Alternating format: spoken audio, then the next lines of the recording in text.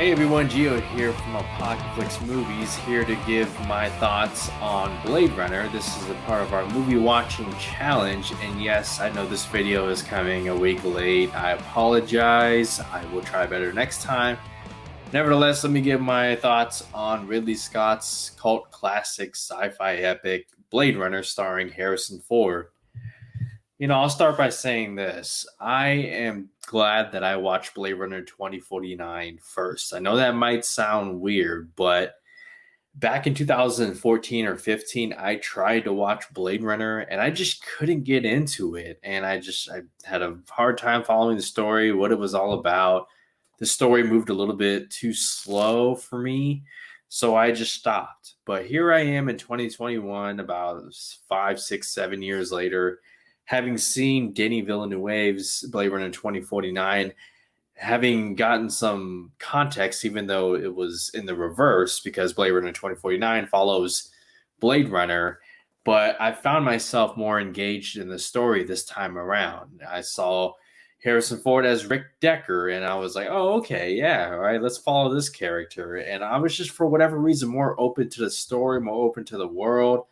The idea of these replicants escaping off-world and going to Earth where they shouldn't be, where they are illegal. And while the story was still a little bit slow as far as pacing goes for me, I just found myself more invested into the story.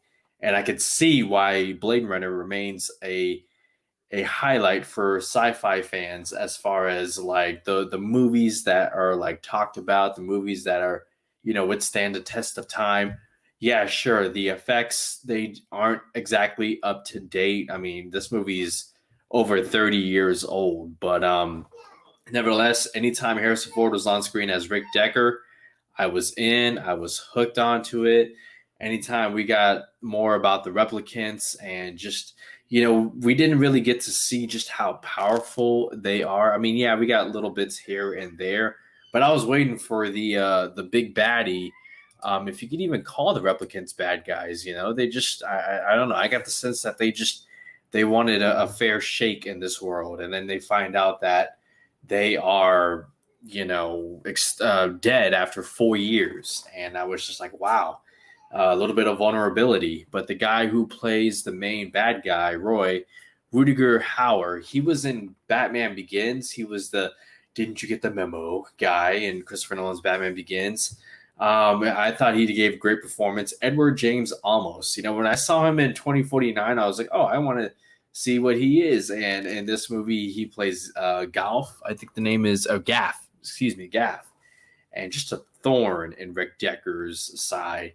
Rick Decker, being a guy who was retired as a police officer, Blade Runner, comes back into service to hunt these other Blade Runners down. Spoiler, ends up falling in love with a replicant, which is something that they later addressed in 2049. Overall, I found the movie enjoyable. I'm thankful that I saw it.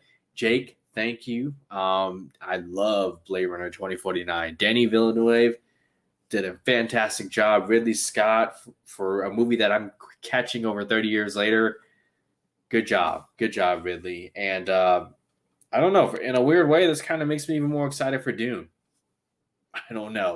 But those are my thoughts on Blade Runner. You guys let me know what you think.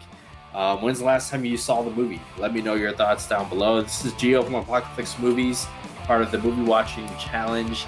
Make sure you guys follow us on social medias, and we will be back Tuesdays for Apocalypse Now. Until then, you guys take care.